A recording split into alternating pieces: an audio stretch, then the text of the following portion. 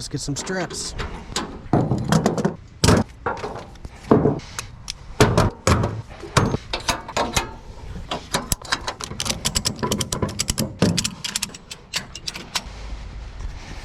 I always hate this part.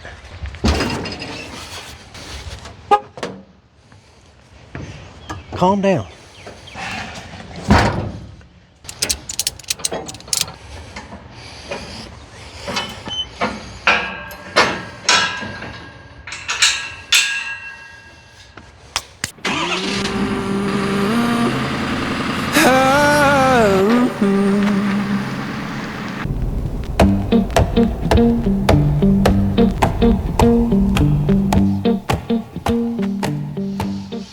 All right, we officially made it. Jonah and Miss MullOutdoors. There's our campsite back here. And we are stealing parking from a friend of ours. He's not here yet, but we'll be able to share his spot. We got to get the Jeep unloaded and then the campsite set up. Honestly, it's been way too long since we were able to relax in the outdoors. We're gonna go jeeping with friends, set up a campsite as a family. I really missed it. The timing could not have been better for this. The weather was perfect. Man, I had a great time. All right. Campsite is all set up. It's a pretty good drive here. We did have one stop we had to make. Our buddy Dave's trailer tire blew out and we had to change it out on the side of the highway. Other than that, it was an uneventful trip. We got everything set up. Now we're going to relax for a little bit. It's a calm before the storm. We're up and awake. We've had breakfast. We're getting ready to roll out for our first day of wheeling.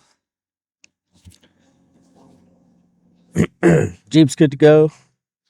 I think everybody's getting packed up. The next side over. So we've got some friends that are in this site and then one that's in the next side over. It's going to be a good day. Let's get the Jeep packed up for the day.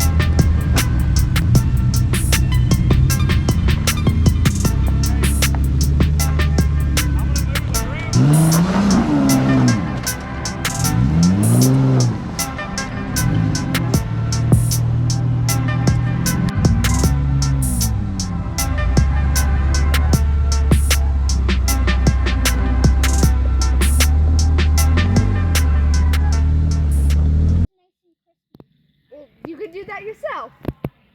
Do you know the best way? Whoa.